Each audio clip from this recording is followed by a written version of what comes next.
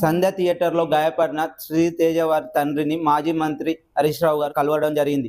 వారి ఆరోగ్య పరిస్థితిని తెలుసుకొని వారు త్వరగా కోలుకోవాలని కోరుకోవడం జరిగింది. మరియు హరీష్ రావు గారు డిమాండ్ చేయడం జరుగుతుంది. గురుకులాలలోని 50 మంది విద్యార్థులు చనిపోతే పట్టించుకొని గవర్నమెంట్ వారు మన తెలంగాణలో లేరా? గురుకులాలలోని మీరు సరైన వసతులు చేయకుండా ఫుడ్ పాయిజన్ వల్ల చనిపోతే విద్యార్థులు ఇప్పటి వరకు మీరు చర్య కూడా తీసుకోలేదు. మీ కళ్ళకు ఆ విద్యార్థుల చనిపోతే పట్టింపు లేదా?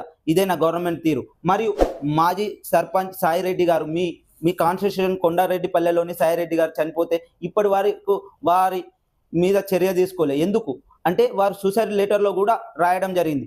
మీ తమ్ముళ్ళపై వేధింపులకే చనిపోవడం జరిగిందని రాస్తే మీకు పట్టింపు లేదు. అంటే మీ కాంగ్రెస్ పార్టీ వారు చేస్తే తప్పు లేదు, కానీ వేరే వారు తప్పు చేస్తే వెంటనే ప్రభుత్వానికి మేము చట్టపరంగా చేసినాం అని గుర్తుకొస్తుందా? ఇప్పటి వరకు కూడా సాయిరెడ్డి గారు చనిపోయిన నెల పైన అవుతుంది, కానీ ఇప్పటి వరకు కూడా పట్టించుకొని కాంగ్రెస్ గవర్నమెంట్